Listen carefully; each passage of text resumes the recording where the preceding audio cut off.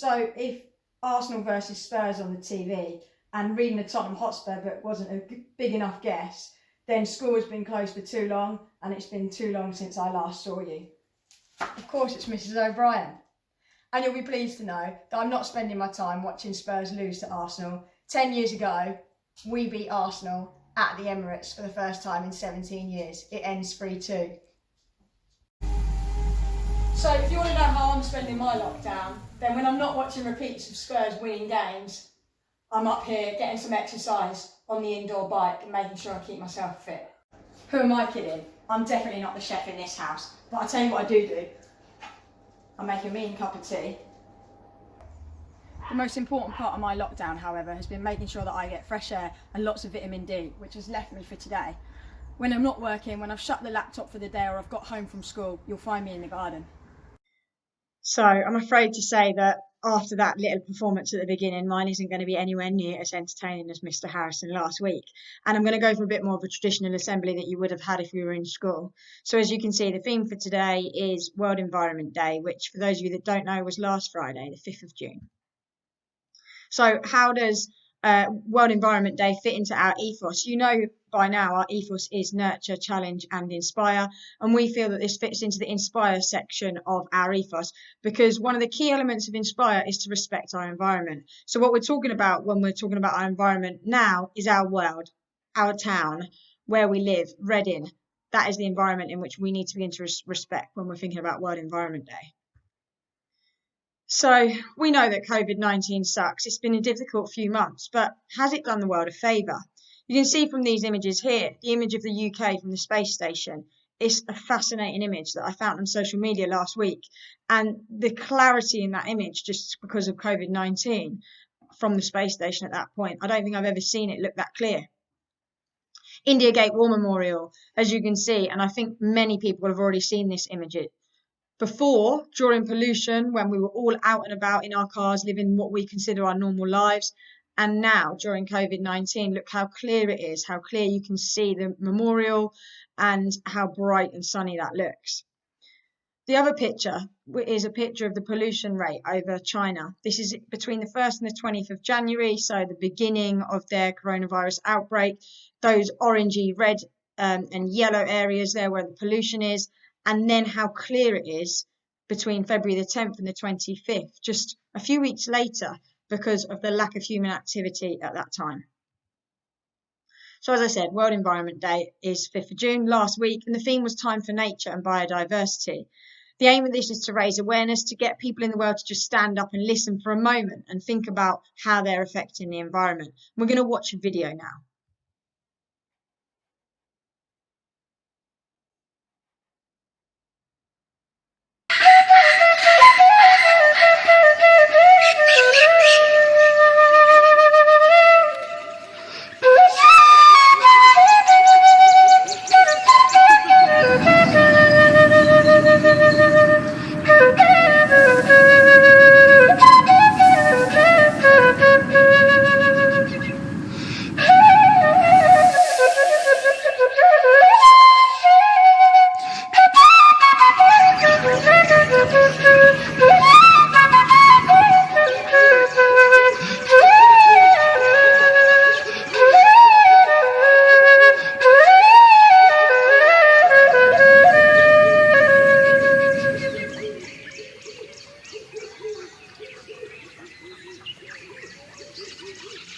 So Colombia is considered a biodiversity champion. And as you could see in the video, the reason for that is the work that they are doing to protect their rainforests, to protect their environments, where their animals live, where their trees prosper.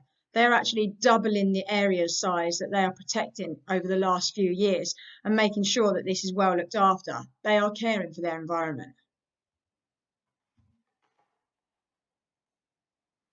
Some of the key terms that you might have picked up on in that video or in a video that we're going to watch shortly is deforestation. This simply means the permanent removal or the cutting down of trees. Biodiversity is actually talking about the range of animals, the range of trees that we have in the world. So how much variety do we have? And pathogens, which is going to come up in the video in a minute, is about bacteria, germs essentially, that can cause disease. So what's the impact of humans on all of this? Well, we've learned through those images, through that video from Colombia, that humans are actually really powerful in the environment, on the impact in this world. And here's some of the negative things that we might be doing that are not helping our environment at present. Pollution. We've seen the impact of pollution on our air that we breathe, that our animals breathe, that our trees breathe, sorry. Hunting. Some might hunt for the skin, the fur, and also for ivory from their tusks, and many other reasons. But this is reducing the number of species that we have in the world, leading to extinction in some cases.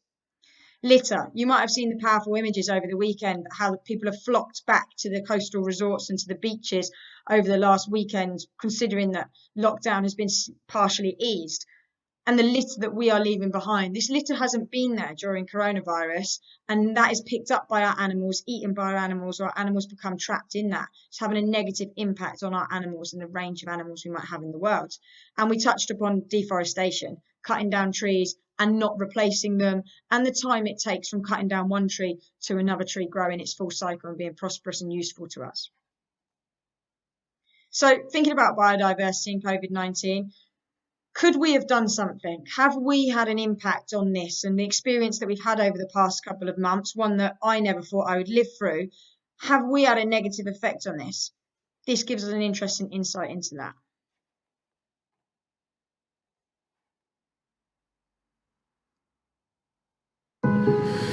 Zoonotic diseases are these diseases which are shared between animals and people. It's very likely that COVID-19 came from animals. We haven't really seen anything like this in our lifetime, which has affected nearly everywhere, every country in the world.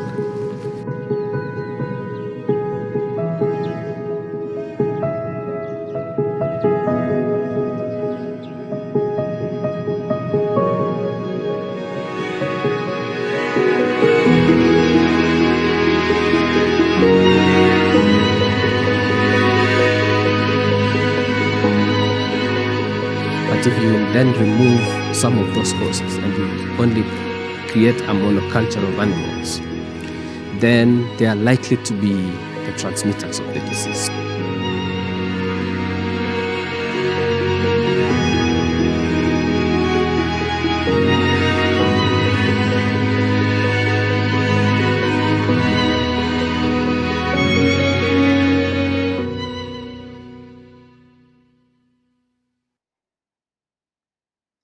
So it's extremely interesting to think about the impact that we as humans are having when we are negatively affecting the biodiversity within our world, when we are cutting down the trees and having an impact on deforestation.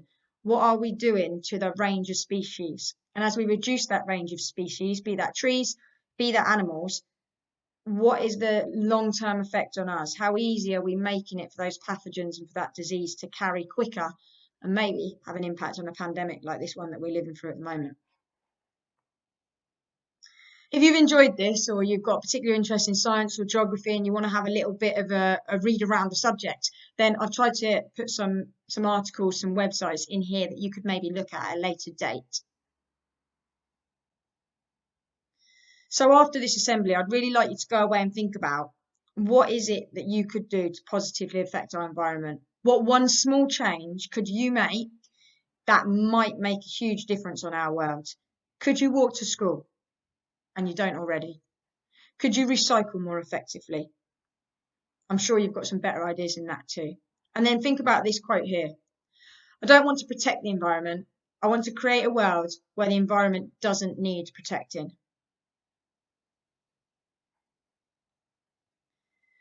So with my other hat on as assistant head in charge of learning and teaching, I just want to come with a few thoughts for you now. You've probably seen over the last week what the differences are in your learning this term, how we're narrating PowerPoints for all year groups, how we're trying to reflect on previous learning. But how hard are you working? Are you working as hard as you would if we were open as normal? Think, what is the point of all this work? You can't see the immediate impact on how this might benefit you. Trust me when I say it is going to benefit you in the long term, and it is important that you do this work. You're not going to get in trouble when you return to school if you haven't done this work, but you will be invited to lunchtime sessions. You will be invited to after school sessions particularly if you're going into your Key Stage 4 study and your exams are not far away, in order to help you to catch up, because we want you to do your best. And so that could be one of the effects, the consequences, so to speak, that you might see if you're not working hard enough at the moment, albeit that will be a very supportive thing. If you're stuck at the moment, contact your teachers, email them. Not enough of you are doing this. Look on YouTube. There might be a great clip that can help you. But make sure you don't stay at home and sit in silence if you don't understand. Take care, guys. It was lovely to have a chance to speak to you today, and I hope to see you soon. And some really important people wanted to say goodbye. So goodbye from Penny, goodbye from Rafi, and goodbye from Oscar. Bye guys, keep washing your hands.